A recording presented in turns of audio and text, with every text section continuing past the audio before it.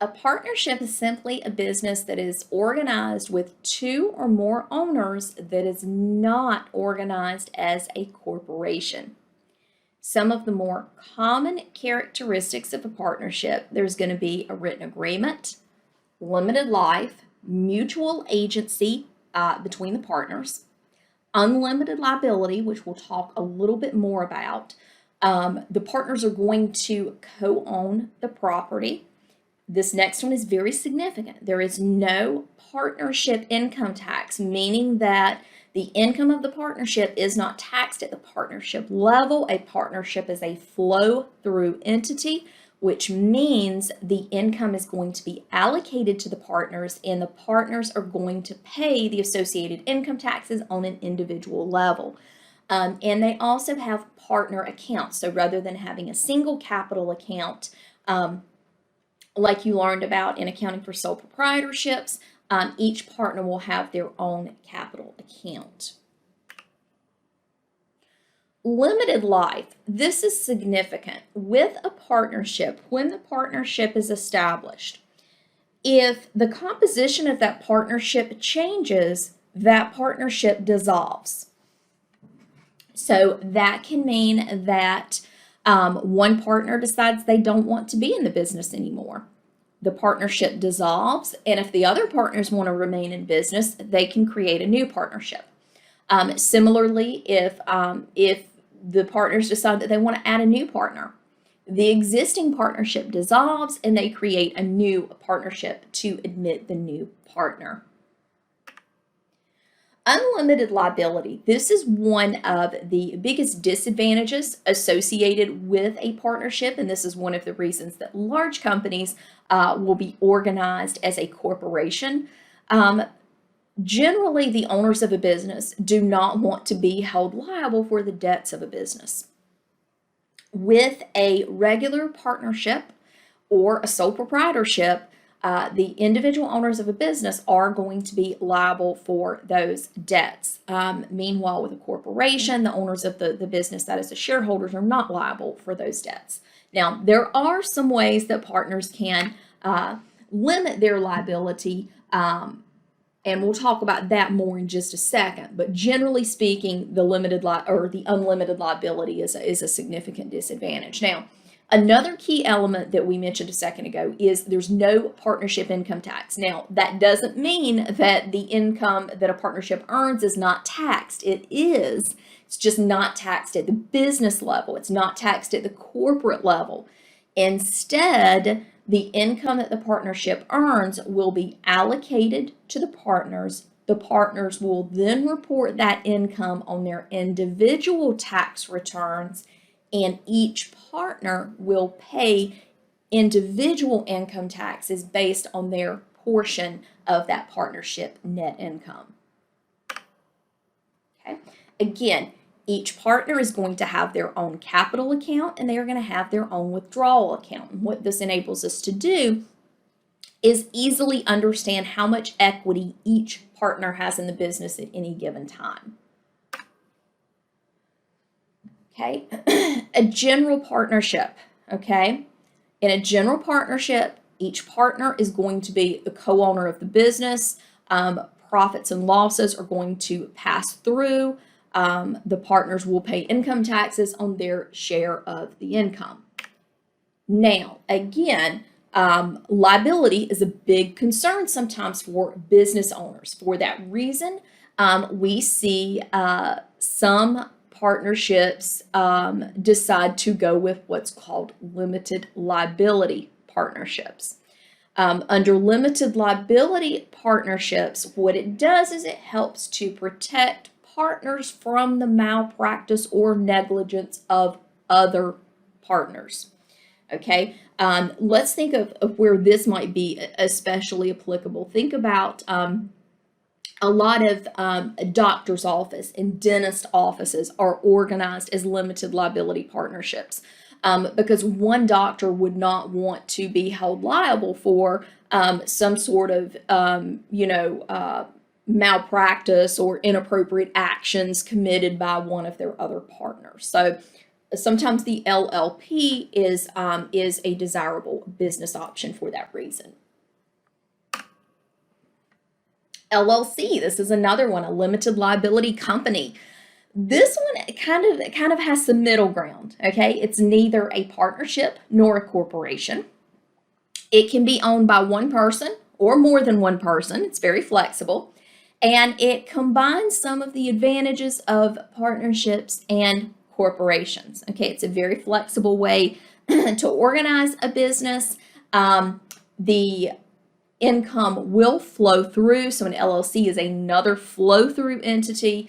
It will flow through, the income will flow through to the owners of the business. Okay. Last option is an S corporation. Okay.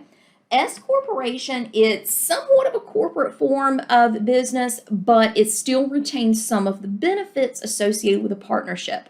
And what it's really designed for, it's designed for businesses that would ideally like to be corporations, but they're still fairly small. And so it gives the owners a little bit of flexibility there.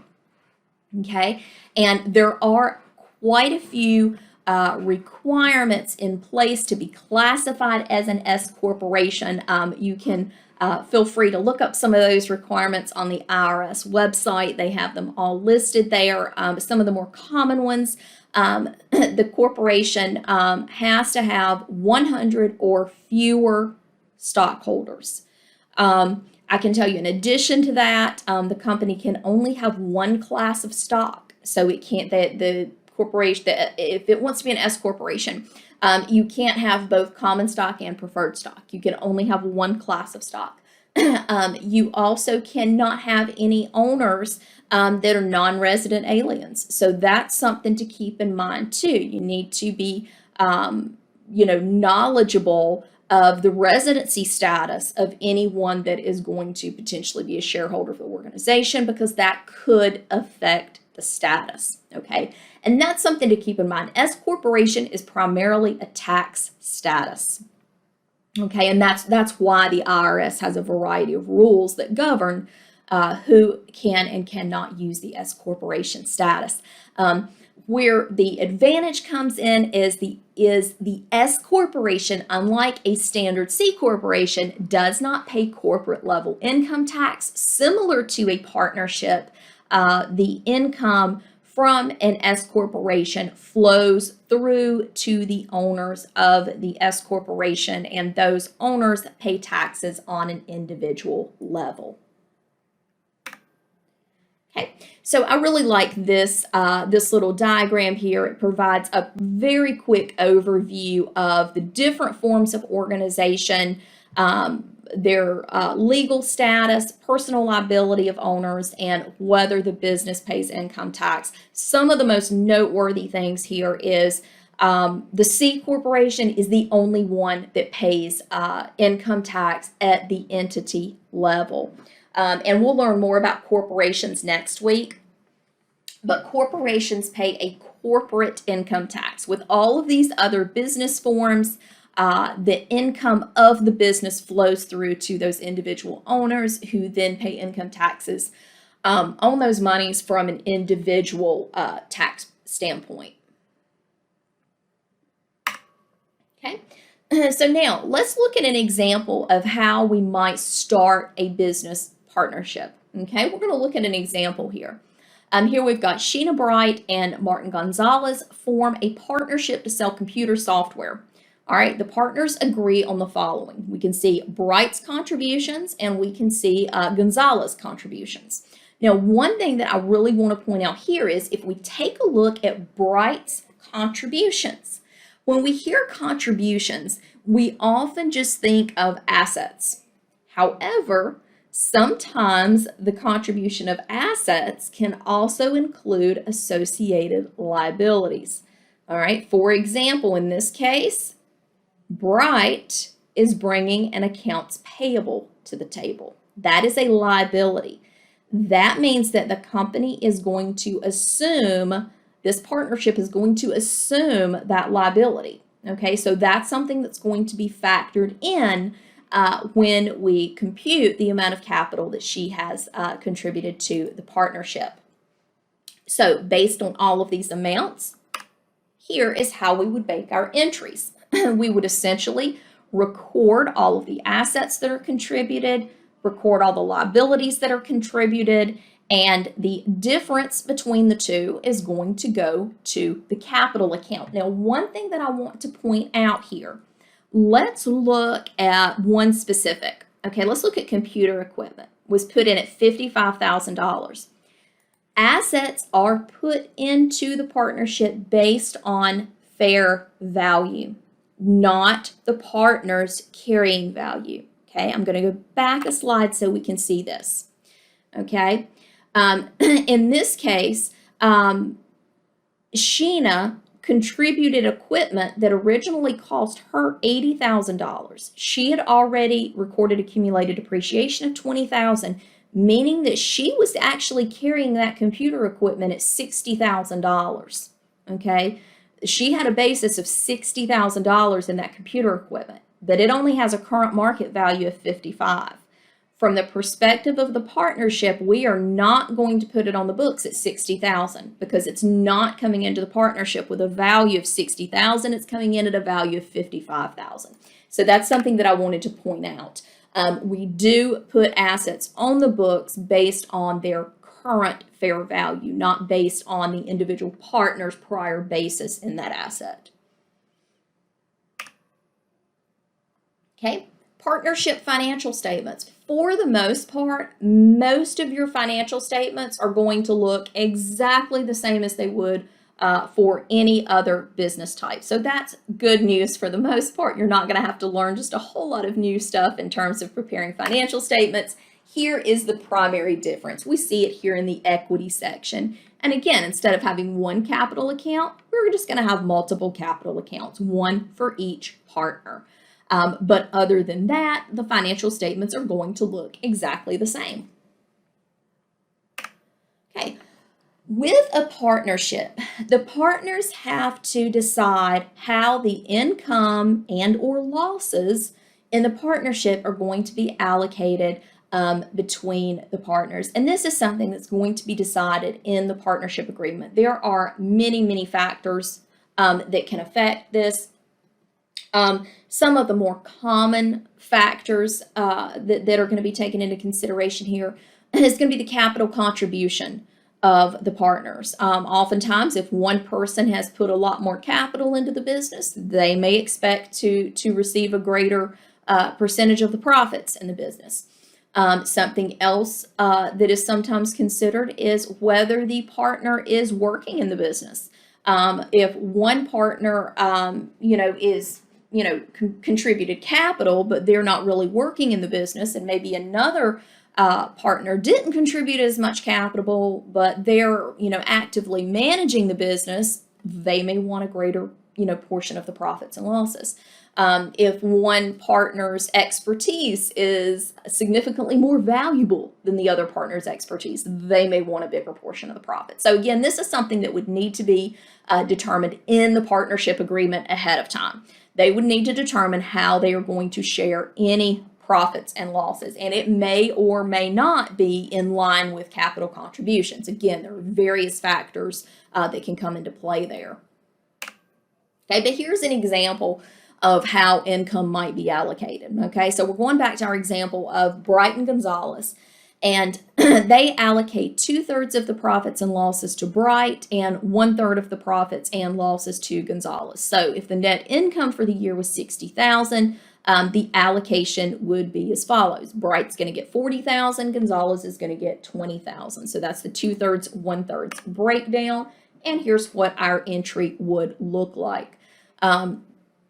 When we debit the income summary to move our earnings into what would normally be retained earnings, instead of using retained earnings, we are going to use these partner capital accounts, and we just allocate it accordingly. Bright gets 40, Gonzalez gets 20. But other than that, the entry looks just the same as our closing entries would normally look. Okay.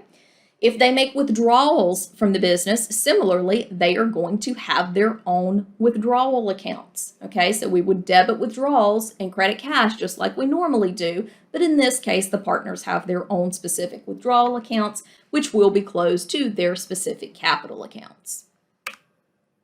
Okay, and here's an example of what the statement of partners' equity looks like. Okay. And again, this is very similar to what we would see with the statement of retained earnings. We just have it broken down by partner, okay? We have our beginning balance, we have our contributions, plus any net income or minus any losses, adjusted for any withdrawals, and we can see what each partner's ending capital balance is at the end of the year. Now, remember, we said if a partner decides to admit a new partner, what that basically does is dissolves the old partnership and starts a new partnership. All right. There are two primary ways that a new partner can come on board. One approach is to just purchase the interest of an existing partner. Maybe you've got an existing partner that either wants to get out of the business or they want to play a substantially smaller role in the business, and so they sell a portion of their interest to someone else. And then sometimes the partnership may just want to grow, and so may just admit another person in order to grow. Okay. All right, so here is what an example looks like if we have partner Bright decides that she wants to sell a portion of her partnership interest to another person, Cheryl Koska, who is now going to come into the partnership. So this is no longer a partnership of just Bright and Gonzalez.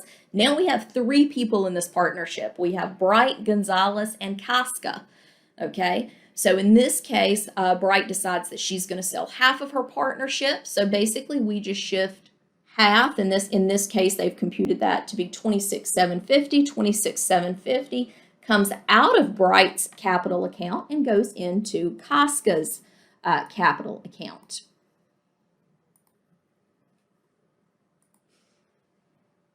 Okay, now here's another scenario. Okay, in this case, we've got Cheryl Koska wants to join the partnership, and she is able to contribute land with a market value of $52,000.